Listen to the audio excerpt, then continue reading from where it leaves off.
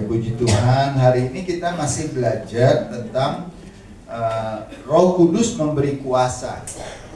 Yang sering orang pikir ketika Roh Kudus memberi kuasa itu selalu kepikiran langsung di kita itu adalah pikiran kuasa untuk bikin kesembuhan, kuasa untuk menyembuhkan orang sakit, kuasa doanya dijawab dan lain sebagainya.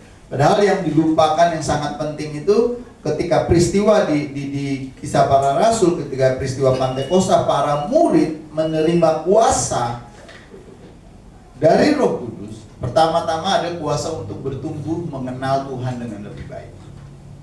Minggu lalu, 2 minggu yang lalu saya sampaikan tentang di dalam persekutuan, di dalam firman. Sekarang kita Roh Kudus memberi kuasa kepada kita melalui Alkitab, Bapak Ibu, melalui Alkitab. Nah, kita bisa melihat di sini ada dari Mazmur 119, kita tahu itu ayat 105 itu tentang Tuhan, firman-Mu adalah pelita bagi kakiku dan terang bagi jalanku. Kalau di dalam Ibrani kita bisa lihat, Bapak Ibu, nanti juga kita akan lihat bahwa Ibrani 4 ayat 12 itu tentang mengatakan firman Tuhan itu kuat seperti pedang yang bermata dua. Nanti kita bisa lihat ini di sini Mazmur 119 ayat 102, Bapak Ibu. Saya mengajak kita bersama-sama berdiri untuk membacanya. Ini 2 ayat. Mazmur 119 ayat 1 sampai ayat 105 dan Ibrani 4 ayat 12. Kita mulai dari Mazmur 1, 2, 3. Firman-Mu itu pelita bagi kakiku dan terang bagi jalanku. Selanjutnya Ibrani. Sebab firman Tuhan hidup dan kuat dan lebih tajam dari pedang bermata dua manapun. Ia menusuk amat dalam sampai memisahkan jiwa dan roh, sendi-sendi dan sumsum. Ia sanggup membedakan pertimbangan dan pikiran hati kita. Haleluya. Silakan duduk, Bapak Ibu. Puji Tuhan. Di sini dikatakan bahwa salah satu penekanan terbesar dalam gereja kita, Bapak Ibu, di gereja Kristen Nazaren adalah bahwa keselamatan bukanlah akhir dari perjalanan. Jadi kalau Bapak Ibu terima Tuhan Yesus, dibaptis, sudah selesai selamat, enggak. Di dalam gereja Kristen Nazaren kita diajarkan yang namanya hidup di dalam kekudusan atau perjalanan menuju kepada kekudusan. Perjalanan menuju kepada kekudusan. Nah, tokoh dari gereja kita, Bapak Ibu mungkin pernah dengar namanya John Wesley, itu berkata bahwa tidak ada kesucian selain kesucian atau tidak ada kekudusan selain kekudusan secara sosial, maksud di dalam kehidupan kita bermasyarakat, orang bisa melihat kita hidup kudus atau enggak. Nah, juga bisa dikatakan tidak ada Alkitab tidak mengenal agama yang dilakukan sendirian. Alkitab itu Bapak Ibu menjadi orang kudus, menjadi orang suci, menjalani firman Tuhan itu nggak bisa sendirian. Orang bisa tahu kita bertumbuh secara rohani, orang tahu kita hidup di dalam kekudusan, berusaha terus-menerus hidup di dalam kekudusan itu ada di dalam lingkungan masyarakat. Kita nggak bisa sendirian. Orang percaya, Bapak, Ibu, Saudara, dan saya dipanggil bukan sekedar diampuni dosanya. Tuhan memilih kita, Tuhan memanggil kita bukan sekedar untuk diselamatkan, bukan sekedar untuk diampuni dosanya, tapi Tuhan ingin kita dipulihkan menjadi serupa dengan gambaran Kristus. Kalau bahasa lebih jauhnya lagi, menjadi seperti mula-mula di Taman Eden, yang dimana kita bisa ngobrol sama Tuhan muka dengan muka. Karena Tuhan menciptakan kita adalah segambar dan serupa. Tapi sekarang kita sulit bertemu dengan Tuhan. Sebelum zamannya Yesus, sebelum Yesus mati di kayu salib, bahkan bangsa Israel tidak bisa masuk ke tempat ruang Maha Kudus untuk mempersembahkan korban. Kenapa? Karena masih ada batasan, masih ada dosa. Tapi ketika Yesus mati di kayu salib, dosa itu dihancurkan dan pembatas itu dipecahkan. Sehingga kita bisa bertemu muka bagi muka. Nah, bagi orang gereja Kristen Nazaren, orang percaya dipanggil bukan sekedar diampuni sekali lagi dosanya. Kita diharapkan, dipulihkan untuk menjadi serupa dengan gambar Kristus. Nah, pagi hari ini saya ingin mengajak kita bersama-sama merenungkan bagian ini. Roh Kudus memberi kita kuasa untuk bertumbuh. Bertumbuhnya di sini tentu melalui firman Tuhan. Bapak Ibu Saudara yang dikasihi Tuhan, gereja kita meyakini bahwa anugerah Tuhan bekerja sepanjang kehidupan kita. Anugerah Tuhan itu bukan sekali. Jadi kalau ada orang kita dipilih sekali diselamatkan udah gitu, enggak. Tapi anugerah Tuhan itu mengikuti kehidupan kita. Anugerah itu dikenal di dalam gereja kita ada 3, Bapak Ibu. 3 anugerah itu. Pertama disebut prevenient grace atau anugerah yang mendahului. Anugerah yang mendahului ini, anugerah pendahuluan itu adalah Roh Kudus lebih dahulu bekerja di dalam diri kita agar kita memiliki kesadaran. Bapak Ibu yang khususnya yang bukan dari keluarga Kristen, pertama-tama kita mau memilih Yesus itu karena ada kesadaran di dalam diri kita. Saya orang berdosa. Kalau seperti kayak saya misalnya, awal mula saya mau tahu Kristus itu, mau jadi orang Kristen itu karena saya sadar gini, pertama-tama adalah kenapa? Kalau saya mati mau kemana gitu. Itu kesadaran yang diberikan oleh Tuhan kepada kita. Nah, ini yang dinamanya anugerah yang mendahului. Sebelum Bapak Ibu terima Tuhan Yesus, sebelum Bapak Ibu menerima pengampunan dosa, sebelum kita menerima keselamatan, ada krisis, ada pertanyaan di dalam diri kita, ada keraguan di dalam diri kita. Kalau mati saya kemana? Kalau nanti Tuhan panggil saya gimana? Itu ada pertanyaan-pertanyaan. Itu muncul karena adanya anugerah Tuhan dalam gereja Kenasaren itu disebut anugerah yang mendahului atau prevenient grace. Lalu setelah itu baru ada proses kita menerima Yesus Kristus. Nah, kita menerima anugerah pembenaran, justifying grace atau anugerah pembenaran. Kita dibenarkan. Bukan karena Bapak Ibu, bukan karena saya, bukan karena kita semua orang benar, tapi kita dianggap benar karena kita menerima pengampunan yang disediakan oleh Tuhan. Setelah kita dibenarkan, kita menjadi orang benar di hadapan Tuhan, barulah kita hidup di dalam kekudusan yang namanya sanctifying, pengudusan. Anugerah pengudusan itu diberikan kepada kita agar kita memiliki kemampuan untuk hidup kudus di hadapan Tuhan. Nah, Bapak Ibu semua memiliki kemampuan untuk bisa hidup kudus. Ada kemampuan yang diberikan oleh Tuhan melalui Roh Kudus untuk kita bisa hidup menuruti perkataan-perkataan Tuhan. Nah, inilah Bapak Ibu di dalam gereja kita, pengudusan adalah menjadi fokus hidup orang Kristen. Gereja kita tuh, gereja Kristen Nasaren itu menggunakan kata ada hidup kudus bagi Tuhan. Bapak Ibu diberikan kemampuan oleh Roh Kudus, kita diberi kuasa oleh Roh Kudus untuk hidup kudus. Jadi nggak ada alasan orang Kristen untuk berkata, saya dari dulu udah begini. Ya udah saya begini, nggak bisa berubah. Salah Bapak Ibu. Kalau Bapak Ibu ngomong kayak gitu berarti kita mendustai Roh Kudus. Dan firman Tuhan bilang apa? Mendustai Roh Kudus itu adalah dosa yang tidak bisa diampuni. Kita diberi kemampuan untuk hidup benar. Kita diberi kemampuan untuk bisa menuruti perkataan-perkataan Tuhan. Kita dalam bahasa sehari-hari mungkin kita diberikan kemampuan untuk bisa mengampuni orang. Kita diberi kemampuan untuk bisa mengasihi. Walaupun orang itu gak pantas, mungkin menyakiti kita, mungkin jahat sama kita, tapi kita diberi kemampuan, kuasa untuk mengampuni. Nah, caranya bagaimana Pak Yan? Pertama-tama adalah melalui firman Tuhan.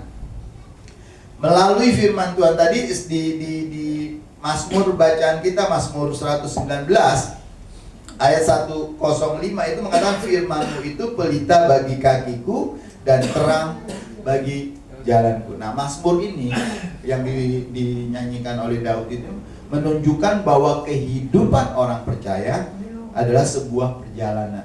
Kita berpetualang. Tapi bedanya sekarang kita berpetualang sama Kristus, berjalan bersama-sama Kristus. Bahwa tidak semua jalan memang pasti terlihat jelas. Kadang-kadang perjalanan kita itu kabur misalnya. Tetapi Tuhan memberikan terangnya kepada kita cukup, karena di firman Tuhan mengatakan firman-Mu adalah pelita bagi kakiku. Kalau udah ngomong kaki itu kan berarti perjalanan. Ada terang yang disediakan oleh Tuhan. Terang bagi kakiku, firman-Mu adalah pelita bagi kakiku dan terang bagi jalan. Kalau kita hidup, Roh Kudus memberi kuasa kepada kita untuk hidup di dalam firman Tuhan. Artinya kita hidup di dalam tuntunan Tuhan. Dalam teologi Gereja Kristen Nasaren, Bapak Ibu, dikatakan bahwa terang itu bukan hanya sekedar informasi, bukan sekedar pengetahuan, melainkan pencerahan dari Roh Kudus. Pencerahan dari Roh Kudus. Terang itu memberikan peringatan kepada kita untuk menyadari bahwa firman Tuhan memang bisa kita pakai gitu. Karena Tuhan Yesus berkata di Yohanes 15, kalau engkau mengasihi aku, engkau akan tinggal di dalam firman-Ku, dan firman-Ku tinggal di dalam kamu. Firman Tuhan tinggal di dalam kita, dan kita tinggal di dalam firman Tuhan. Maka di ujung-ujungnya Tuhan Yesus bilang kita, maka apa yang kamu minta dalam namaku, Bapa akan mendengar. Jadi Bapak Ibu, jangan minta-minta dulu sama Tuhan kalau kita belum pernah sungguh-sungguh hidup di dalam Tuhan. Kalau kita belum pernah sungguh-sungguh hidup mencoba melakukan firman Tuhan, menerapkan firman Tuhan di dalam kehidupan kita. Roh Tuhan yang diberikan kepada kita, Roh Kudus yang diberikan Tuhan kepada kita itu memberi kemampuan kepada kita untuk hidup benar di hadapan Tuhan. Bukankah Tuhan bilang roh daging lemah, roh penurun? Karena kelemahan kita nggak memiliki kemampuan, tapi ada kuasa yang diberikan oleh Roh Kudus di dalam kita agar kita memiliki kemampuan untuk hidup menuruti kebenaran firman Tuhan. Karena Daud mengatakan sekali lagi, firman itu adalah terang. Firman itu adalah yang memberi kita hikmat, yang bisa membedakan benar atau salah. Kalau di dalam Ibrani tadi, membedakan, memisahkan, bahkan daging, bahkan sumsum, bahkan tulang kita. Firman Tuhan itu adalah tuntunan bagi kita. Bapak Ibu Saudara yang dikasihi Tuhan, John Wesley pernah menulis gini, yang dimaksud bukan sekedar memiliki Alkitab kita, tetapi kita hidup di bawah otoritas firman yang diterangi oleh Roh Kudus. Bapak Ibu, setiap hari makanya kita sering disampaikan bahwa mari setiap hari Bapak Ibu baca firman Tuhan. Kalau bisa pagi-pagi sebelum beraktivitas. Agar apa? Firman itu menjadi penuntun bagi kita sepanjang hari. Mengingatkan kita, saya harus gimana, saya mau gimana. Karena baca firman Tuhan, ketika Mas Indar baca firman Tuhan, Mazmur 119 ayat 105, lalu saya baca 119 ayat 105, Roh Kudus akan memberikan pengertian yang berbeda sesuai dengan kebutuhan kita hari itu. Mungkin kita semua satu gereja baca ayatnya sama, tapi masing-masing Bapak Ibu akan dapat hikmat yang berbeda sesuai dengan kebutuhan yang Tuhan kita butuhkan hari itu. Bapak Ibu Saudara yang dikasihi Tuhan, saat ini kita butuh informasi yang benar-benar bisa menolong kita hidup kudus, mengerti Tuhan, mengerti apa yang Tuhan inginkan di dalam hidup kita. Karena sekali lagi setiap hari informasi membanjiri hidup kita. Media sosial memberi kita opini. Di gereja ini aja ada yang benci Prabowo, ada yang suka Prabowo. Ada yang senang MBG, ada yang nggak senang MBG, ya kan? Belum lagi soal Nadiem, tadi saya di mobil sama Bu Yanti ngobrol-ngobrol soal Nadiem Makarim, Menteri Pendidikan. Ada yang pro, ada yang kontra. Tapi masing-masing informasi diberikan kepada kita tergantung bagaimana kita beropini. Internet, Bapak Ibu mau tahu apa aja gampang sekali. Apalagi AI sekarang udah menolong kita untuk bisa tahu. Bapak Ibu, tetapi hanya firman Tuhan yang mampu menunjukkan jalan menuju kepada kekudusan. Bapak Ibu, informasi kadang-kadang bikin kita kesal. Ya Bapak Ibu, kalau informasinya nggak menyenangkan, kita kesel. Kalau kita sama Mas Indra pergi kemana-mana pakai Google Map ya kan. Di Google Map itu kalau ada yang merah aja, aduh ini merah nih, kesel banget gitu ya. Cari jalan. Tadi kami aja muter-muter jalan. Lupa melulu saya kalau sekarang di Rasuna Said itu udah ada CFD Bu, Car Free Day. Jadi udah ditutup sekarang kalau pagi sampai jam 9. Jadi padahal dulu udah tahu, udah pernah gitu. Tadi lupa lagi gitu, lewat lagi sih. Ya udah akhirnya jadi muter. Kalau pakai Google Map coba, kita udah tahu di depan ada merah, kita udah kesel ya. Ih, merah lagi nih. Cari lagi muter gitu ya. Tapi kalau orang yang berpikir lain, dia oh ini merah, oh berarti kita bisa lewat sini. Tergantung bagaimana kita melihat. Opini kita menentukan reaksi kita. Bapak Ibu ketika membaca firman Tuhan, hasilnya ditentukan bagaimana kita bereaksi atas firman Tuhan. Ketika Bapak Ibu mendengarkan khotbah pagi hari ini, hasilnya dipengaruhi oleh bagaimana kita bereaksi. Makanya dikatakan Roh Kudus itu memakai firman Tuhan untuk membentuk cara kita berpikir agar pikiran kita semakin hari semakin menyerupai Kristus ya Mepi ya. Pikiran yang menyerupai Kristus, Pak Benadi. Roh Kudus memakai Alkitab, Roh Kudus memakai firman Tuhan agar mencuci pikiran kita. Pikiran kita ini dikotori setiap hari informasi bagus, informasi sesat, informasi benar, informasi setengah benar, setiap hari. Apalagi kalau yang punya handphone kan pakai Android, setiap hari di internet, di YouTube, di TikTok, di Twitter, apalagi banyak banget tuh. Itu semua informasi ada, kita terima.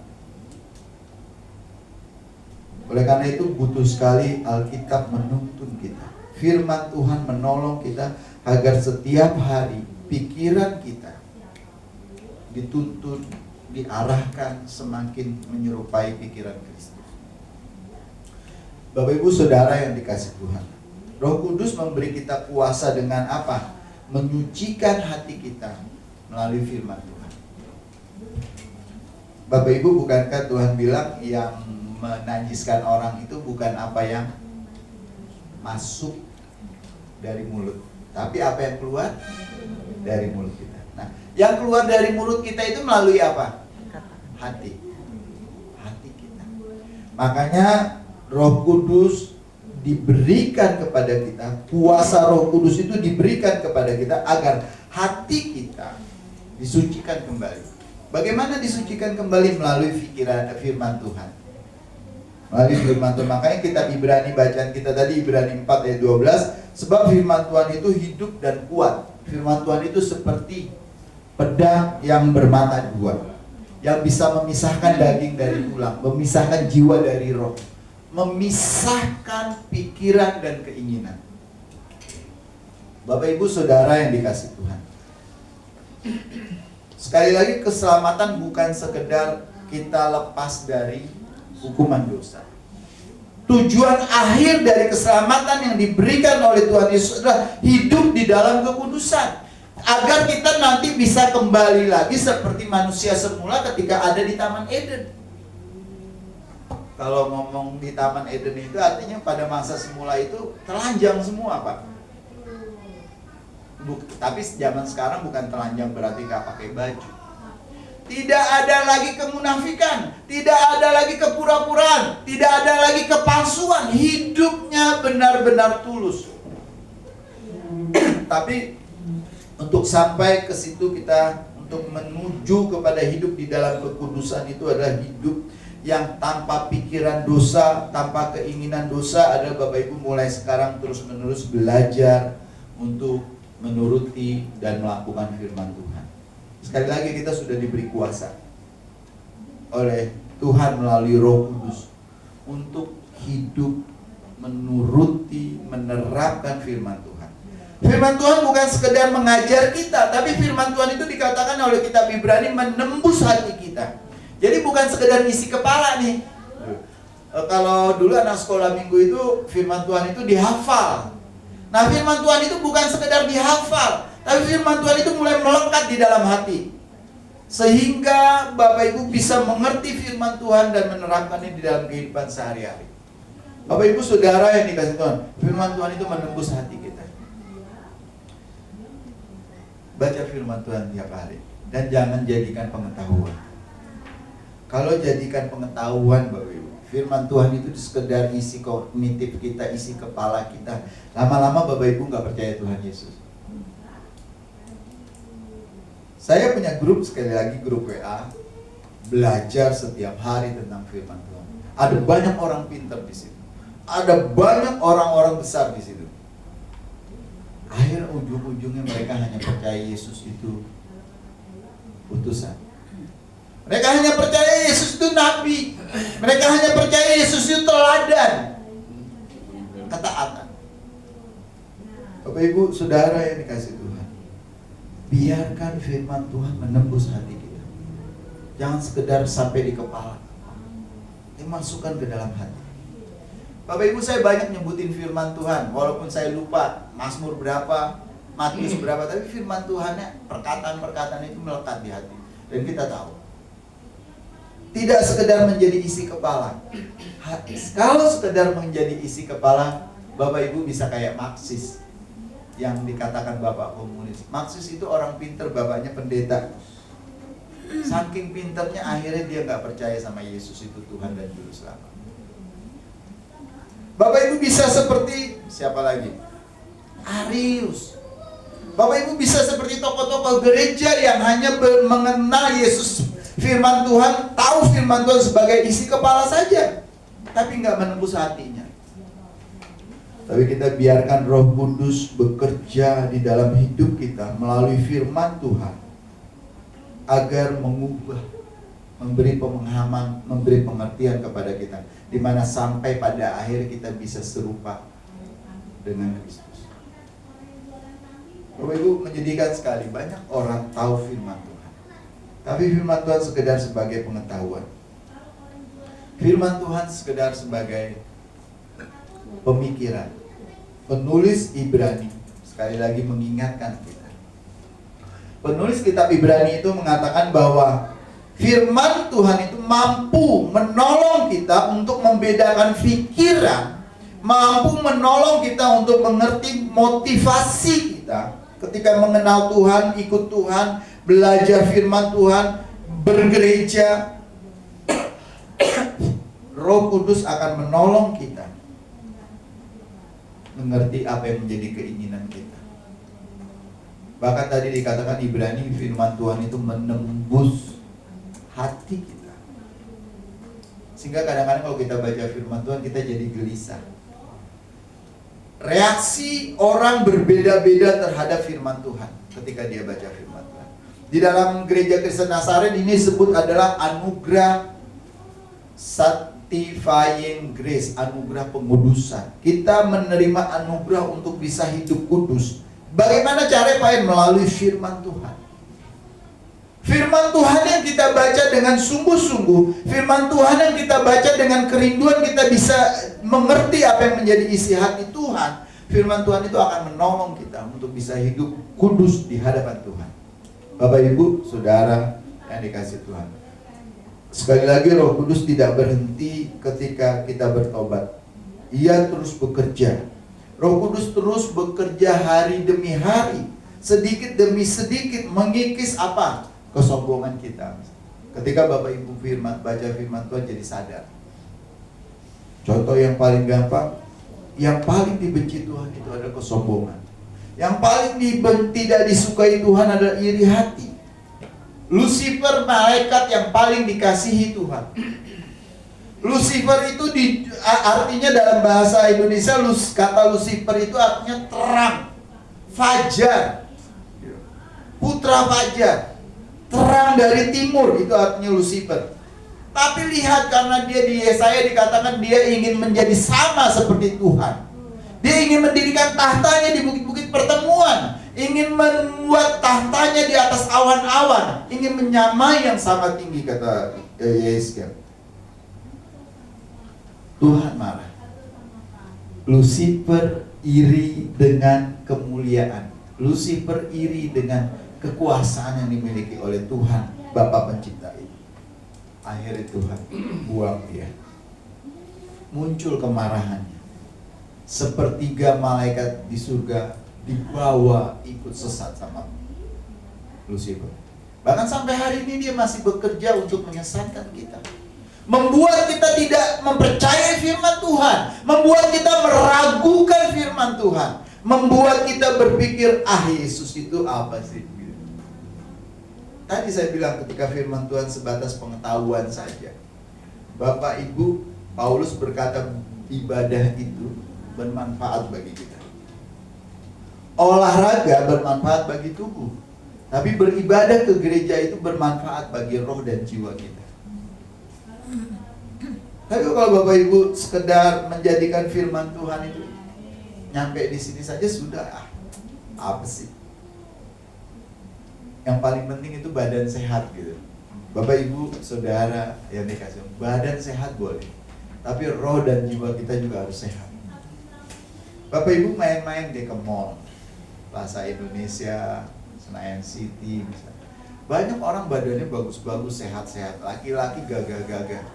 Tapi ketika ngomong, jiwanya menunjukkan jiwa yang tidak sehat, melambai ya kan. Masa laki-laki ngomong, Cin, apa kabar? Gitu. Lucu banget gitu. Badan boleh sehat, tapi jiwa dan roh harus sehat. Bagaimana caranya? Jadikan ibadah melatih roh kita, melatih jiwa kita. Jadikan firman Tuhan menuntun cara berpikir, cara bersikap kita. Iblis karena egois diusir sama Tuhan, dan kita karena egois diusir dari tahta Tuhan. Egoisme manusia lahir dari cinta akan dunia ini. Tapi marilah kita Bapak Ibu bersama-sama bertumbuh secara rohani. Bertumbuh secara rohani itu mulai latihlah. Di gereja kita saya sampaikan, kasih itu tidak muncul begitu saja. Kasih itu harus dibiasakan, dilatih mengasihi orang. Lemah lembut itu dibiasakan. Saya orang Batak, saya orang Nias, nggak bisa ngomong lembut. Bisa Bapak Ibu, bisa. Martin kemarin orang Nias ya, ngomongnya itu beda sama orang Nias yang tinggal di pinggir pulau, di pinggir pantai. Ngomongnya lembut. Jul juga sudah mulai lembut ngomong. Dilatih. Sabar itu bukan muncul lahir Bapak Ibu jadi orang yang sabar, kecuali sama orang tuanya dikasih nama sabar. Ya. Tapi jadi orang sabar itu dilatih, dibiasakan. Nggak ada tuh orang tahu-tahu bisa sabar, enggak. Anak kecil, bayi aja lahir tuh udah diajarin egois. Bukan udah diajarin egois, tapi memang egois. Kalau aus, dia nggak mau tahu emaknya lagi nyuci kayak emaknya lagi nyetrika kayak dia nangis. Itu bayi tuh, dari bayi. Iya kan? Emaknya masih tidur kayak tengah malam, bapaknya masih ngantuk-ngantuk, dia nggak mau tahu kalau aus ya nangis. Itu kan egois namanya. Jadi Bapak Ibu untuk jadi orang sabar dilatih, dibiasakan. Untuk jadi orang yang pengampun, biasa memaafkan, biasa mengerti dan memahami, itu dibiasakan, dilatih. Apa yang nggak sanggup, nggak bisa? Iya nggak bisa, manusia kita, daging kita nggak bisa. Tapi kita bisa minta tolong, Tuhan, saya nggak mampu. Tapi Engkau bukankah Tuhan yang besar? Kita selalu bilang gitu ya. Masalah kita kecil, Tuhan kita lebih besar. Masa egois kita nggak kita bisa bilang egois saya kecil, Tuhan yang lebih besar. Maka Yohanes kasih contoh sama kita. Biarlah dia semakin besar dan aku. Biarlah dia semakin terlihat, aku tak terlihat. Biarlah Tuhan semakin besar dan keinginanku semakin kecil. Biarlah apa yang menjadi, apa yang Tuhan mau ada dalam hidupku. Itu bisa terjadi pertumbuhan rohani, Bapak. Bisa terjadi pertumbuhan rohani. Bapak Ibu, kepercayaan yang benar tanpa hidup kudus hanyalah dosa yang dibungkus dengan indah. Kekristenan hanya yang sibuk aja ke gereja tiap hari, bukan tiap minggu lagi ya kan. Kalau sekarang gereja rata-rata misalnya hari Rabu atau tengah minggu ada ibadah. Terus hari Sabtu biasa ibadah pemuda, belum lagi ada PA dan lain sebagainya. Sibuk saja dalam kegiatan rohani, tetapi kita tidak benar-benar hidup yang belajar menuruti perkataan-perkataan Tuhan, hidup yang tidak mengalami perubahan karakter. Itu sama dengan kalau Tuhan Yesus bilang ketika dia marah sama orang Farisi di Matius 23 itu munafik. Tuhan Yesus itu bilang orang Farisi itu munafik. Dia berdoa panjang-panjang, doanya itu kata-katanya indah, bagus-bagus. Bajunya ngelihat dari depannya kalau di jalan tuh mungkin 1 kilo kita udah, wah ini orang suci. Dari pakaiannya, dari jenggotnya ya, dari bentukan ini kudus. Tapi Tuhan Yesus bilang engkau seperti kuburan yang dilamur dengan kapur putih. Di luar kelihatan indah, tapi di dalamnya hanya bangkai yang busuk. Bapak Ibu Saudara yang dikasihi Tuhan, Roh Kudus memberi kita kuasa untuk berubah. Kalau Bapak Ibu nggak berubah, karakternya masih kayak gitu aja, berarti di dalam diri kita nggak ada Roh Kudus. Bukan Roh Kudus nggak ada kuasa. Roh Kudus itu memberi kita kuasa untuk berubah. Kalau karakter kita nggak berubah, berarti nggak ada Roh Kudus. Nah, hari ini kita belajar, kita bisa mengalami perubahan itu melalui ikuti firman Tuhan setiap hari di dalam kehidupan kita.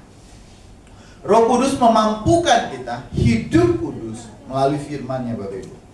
Roh Kudus memampukan kita, intinya adalah gini, kekudusan bukan hasil usaha kita, tetapi melalui merenungkan firman Tuhan terus-menerus, kita juga menjadi belajar berubah. Jadi orang berubah itu nggak bisa instan,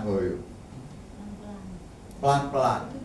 Tapi juga bukan alon-alon asal kelakon gitu, lama-lama ya Tuhan Yesus datang kita belum benar-benar menerapkan firman Tuhan. Ada orang bilang ini, nantilah kalau saya udah pensiun saya baru melayani Tuhan. Nantilah kalau saya sudah pensiun saya baru sungguh-sungguh ke gereja. Bapak Ibu nanti jangan-jangan belum pensiun udah Tuhan Yesus panggil, ya kan?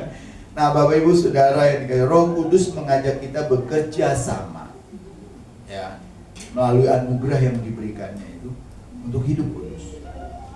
Karena gini, Tuhan Yesus bilang di Matius pasal 6 itu tidak ada orang yang bisa melihat Tuhan, tidak ada orang yang bisa melihat Allah, tidak ada orang yang bisa melihat Bapa tanpa kekudusan. Nggak ada. Bahkan 1 Petrus di ulangan pun Tuhan sendiri yang berkata bahwa hendaklah kamu kudus. Kenapa? Tuhan bilang apa? Karena tanpa kekudusan tidak ada seorang pun yang bisa melihat Bapa. Gak ada, Bapak. Oleh karena itu mari kita belajar. Roh Kudus sudah memberikan kita kuasa untuk kita berubah. Jadi orang Kristen, ini orang Kristen bukan yang di luar Kristen. Kalau dia Kristen dan dia katakan dia sudah menerima Roh Kudus, tidak mengalami perubahan, artinya dia seperti orang Farisi atau seperti imam-imam, hidup dalam kemunafikan. Bapak Ibu ke gereja seminggu mungkin 20 kali. Satu hari Minggu saja mungkin Bapak Ibu beribadah di gereja 5 kali atau 10 kali di sini, habis selesai dari sini pindah lagi. Satu hari Minggu mungkin 10 kali ibadah. Tuhan Yesus bilang gak ada gunanya. Walaupun kau berseru Tuhan, pada akhirnya nanti di Matius 7 itu Tuhan Yesus bilang, aku tidak mengenal engkau, hai pembuat kejahatan. Bukankah kami berdoa demi namamu? Bukankah kami berdoa demi namamu? Bukankah kami menyembuhkan orang sakit demi namamu? Tapi Tuhan Yesus bilang, menyalah engkau, aku gak mengenal engkau. Kenapa Bapak Ibu? Karena tidak mengalami perubahan karakter yang semakin hari semakin menyerupai Kristus. Sekali lagi Roh Kudus itu memberi kuasa kepada kita untuk berubah. Kalau Bapak Ibu gak berubah dalam karakter, maka kita gak akan mengalami, tidak akan bisa melihat Tuhan. Oleh karena itu diperlukan tanggung respon terhadap anugerah yang Tuhan berikan itu. Nah, Tuhan bekerja ketika kita mau baca firman Tuhan. Tuhan bekerja ketika kita mau berdoa sungguh-sungguh. Tuh berdoa itu ada berbicara sama Tuhan, ngobrol sama Tuhan. Gak perlu punya kata-kata yang indah, ungkapan saja isi hati kita. Bapak Ibu, firman Tuhan itu Tuhan bekerja ketika kita beribadah di gereja ini. Bapak Ibu buka hati, makanya sering saya sampai mari kita buka hati dan pikiran kita. Izinkan Tuhan berbicara. Mungkin Tuhan berbicara ketika kita beribadah bukan lagi dengerin firman Tuhan. Mungkin lagi naikkan puji-pujian, ada firman, ada pujian yang dinaikkan menyentuh hati kita, mengubah hati kita. Tadi pujian kita bilang, ubah hatiku seputih salju. Karena Tuhan pernah bilang, mari kita berperkara. Apakah aku tidak akan mengubah yang tadinya dosamu merah seperti dan putih seperti salju. Mungkin ketika kita naikkan pujian itu, ketika kita merespon anugerah Tuhan, itu mengubah hati.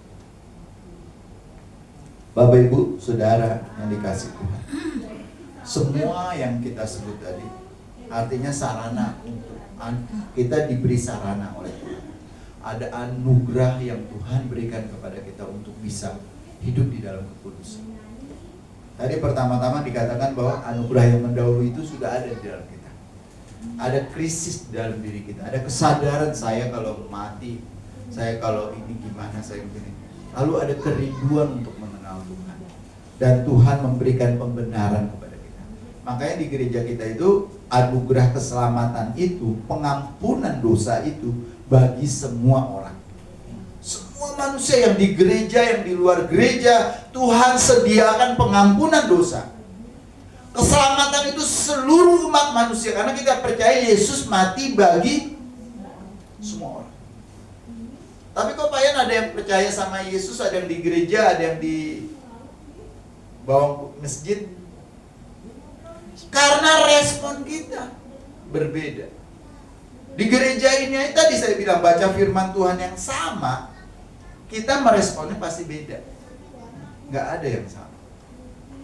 Tapi oleh karena itu izinkan Roh Kudus membentuk kita.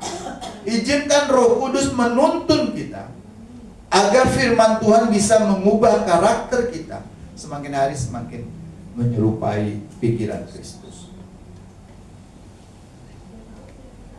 Ada beberapa sarana yang Tuhan berikan untuk kita bisa berubah. Baca firman Tuhan. Baca firman Tuhan. Sekarang udah dikasih mudah. Bapak Ibu hampir semuanya punya Android, punya handphone. Kalau malas baca firman Tuhan, baca Alkitab, download Alkitab suara. Tiap hari dengerin. Kalau di sabda itu sabda.com itu ada itu Alkitab Sabda itu, yang Alkitab suara. Kalau Bapak Ibu malas baca, style suaranya aja, tiap hari dengerin firman Tuhan. Bukankah iman tumbuh dari pendengaran akan firman Tuhan, bukan pendengaran akan gosip, ya kan? Bukan pendengaran akan fitnah dan lain-lain, tapi pendengaran akan firman Tuhan. Dengerin Bapak Ibu kalau malas baca. Lalu berdoa. Doa itu menjalin relasi kembali kita dengan Tuhan. Nah, di gereja kita perjamuan kudus ini juga sarana bagi kita untuk terus-menerus menerima kuasa dari Tuhan. Kita diingatin, Tuhan mati karena untuk kita. Tubuhnya dipecah-pecah bagi kita. Ada persekutuan, ada doa. Jadi Bapak Ibu Saudara yang dikasih Tuhan, semua ini Tuhan berikan agar kita bisa bertumbuh. Bukan cara memperoleh anugerah keselamatan itu, sarana anugerah itu bukan agar kita selamat, tapi kita memelihara keselamatan itu. Kalau yang Paulus bilang usahakanlah keselamatan Bapak Ibu Saudara, kerjakanlah keselamatan. Nah, tujuan dari pertumbuhan adalah kesempurnaan di dalam kasih. Inilah ciri khas dari kita, Bapak. Tujuan hidup orang Kristen bukan sekedar masuk surga, tetapi menjadi serupa dengan Kristus. Ketika kita sehari-hari serupa dengan Kristus, maka kita bisa menjadi berkat, membawa orang percaya kepada Yesus. Itu udah gampang aja, karena orang melihat hidup kita aja udah beda gitu. Belajar terus-menerus menjadi serupa dengan Kristus. Mulai dengan apa? Rubah pikiran kita. Bagaimana merubah pikirannya? Baca firman Tuhan. Saya nggak bisa baca, dengarkan firman Tuhan. Download. Sekarang nggak ada alasan Bapak Ibu nggak tahu firman Tuhan. Kalau zaman dulu, orang yang nggak sekolah nggak bisa baca. Maaf nih, mama mertua saya, mamanya Bu Yanti nggak bisa baca. Tapi kan udah modern, dilesin. Maksud udah zaman-zaman sekarang. Tapi orang udah nenek-nenek dilesin baca tulis, ya tetap bisa baca resi gitu, walaupun agak susah gitu. Tapi sekarang nggak ada alasan Bapak Ibu nggak bisa baca. Download Alkitab Suara, dengerin firman Tuhan. Menjadi sempurna, orang Kristen yang sempurna itu maksudnya bukan menjadi manusia yang hidup tanpa salah, melainkan hati yang dipenuhi kasih kepada Tuhan dan sesama. Sehingga apa Bapak Ibu? Dosa tidak lagi menguasai hidup kita. Jadi nggak ada alasan kalau kita bikin dosa, ya ini karena keinginan. Nggak ada alasan lagi Bapak Ibu. Karena hidup itu didorong oleh kasih. Hidup itu didorong oleh motivasi utamanya adalah kasih. Kasih menjadi gaya hidup, kasih menjadi karakter. Roh Kudus menghasilkan kasih melalui firman-Nya Bapak. Semakin kita membaca Alkitab, semakin kita Roh Kudus mengubah hati kita. Firman Tuhan dibaca terus, lama-lama kita akan berubah. Semakin kita diubah, semakin kita mengasihi. Semakin kita mengasihi, semakin kita menyerupai Kristus. Itu konsekuensinya Bapak Ibu. Seperti ini Bapak Ibu pernah lihat gambar ini ya. Kehidupan rohani itu seperti besi yang dimasukkan ke dalam api. Pertanyaan saya gini Bapak Ibu. Yang di sebelah kiri itu kan besi yang belum dimasukin ke dalam api ya kan. Ketika dia dimasukin ke api yang panas sekali, besinya gimana? Berubah ya, berubah warna ya. Menjadi merah membara. Tapi itu masih besi nggak? Besi. Seperti itu kira-kira kehidupan kita Bapak Ibu. Bapak Ibu nggak akan pernah berubah. Ria nggak akan pernah berubah menjadi Rita. Ria ya tetap ria. Tapi ketika firman Tuhan ada di dalam kita, karakternya berubah. Manusianya tetap sama, tapi kelakuannya berubah, cara berpikirnya berubah, bersikapnya berubah, melihat segala sesuatu berubah. Besi yang dimasukkan ke api tetap namanya besi. Walaupun warnanya merah membara kayak gitu, tapi kalau udah digetok-getok lama-lama jadi pedang yang beda lagi gitu. Tergantung bagaimana mengetoknya. Bapak Ibu Saudara, ya Mazmur 119 bacaan kita mengajarkan bahwa firman itu adalah pelita. Firman itu adalah penuntun bagi hidup kita. Dan surat Ibrani mengajarkan kita apa? Firman itu hidup dan penuh kuasa, mampu merubah hati kita. Oleh karena itu Bapak Ibu Saudara yang dikasihi Tuhan, marilah kita belajar bersama-sama di dalam kehidupan kita sehari-hari. Pakailah firman Tuhan, jadikan penuntun. Karena sekali lagi keselamatan itu bukan akhir. Bapak Ibu terima Tuhan Yesus, percaya Yesus mati di kayu salib, dosa saya diampuni, udah selesai. Udah saya enak, hidup berleha-leha, ya kan? Mabuk, apalagi udah hidup sesukanya karena saya sudah salah. Enggak. Itu awal dari kita menuju kepada kekudusan. Sekali lagi, tanpa kekudusan tidak ada seorang pun yang bisa melihat Bapa. Tanpa kekudusan Bapak Ibu nggak bisa kembali ke surga. Tanpa kekudusan kita nggak bisa kembali kepada pertemuan dalam perjamuan anak domba. Oleh karena itu penting sekali hidup di dalam kekudusan. Bapak Ibu Saudara yang dikasihi Tuhan, jadinya akhirnya gini. Roh Kudus menerangi jalan hidup kita melalui firman-Nya. Dan Roh Kudus menguduskan hati kita melalui firman-Nya yang hidup. Yang ketiga, Roh Kudus memampukan kita untuk bertumbuh di dalam kasih. Membaca Alkitab, berdoa, bersekutu, menerima perjamuan kudus, dan melayani sesama adalah anugerah yang diberikan oleh Roh Kudus untuk kita bisa membawa orang lain kembali kepada Tuhan. Bapak Ibu Saudara yang dikasihi Tuhan, akhirnya marilah kita menilik hati kita, renungkan kembali bersama-sama. Apakah Roh Kudus masih ada di dalam hati saya, di dalam hidup saya? Karena Roh Kudus yang ada di dalam kita itu memberi kita kuasa untuk berubah. Roh Kudus bukan sekedar memberi kuasa untuk bisa menyembuhkan orang sakit. Roh Kudus bukan sekedar memberi kuasa untuk bisa membangkitkan orang mati. Itu hal-hal yang mudah bagi Tuhan. Tapi hal yang paling sulit dilakukan di dalam kehidupan kita, walaupun ada kuasa yang diberikan oleh Roh Kudus, adalah berubah karakter yang mencerminkan Kristus. Itu yang Tuhan inginkan. Mari kita sama-sama merenungkan ini. Adakah Roh Tuhan bekerja dalam saya? Dan saya mengizinkan Roh Tuhan mengubah hati saya, menolong saya untuk terus-menerus berubah, diperbaharui seperti Kristus. Kiranya Roh Kudus terus bekerja melalui firman Tuhan yang kita baca setiap hari, sehingga kita menjadi kesaksian yang memuliakan Tuhan dengan karakter yang diubahkan. Tuhan memberkati kita semua. Mari kita tunduk kepala dulu. Tuhan Yesus, terima kasih untuk firman-Mu. Terima kasih pagi hari ini kami diingatkan kembali bahwa ada Roh Kudus yang memberi kami kuasa untuk berubah. Dan sarana yang diberikan oleh Tuhan Yesus itu adalah firman Tuhan.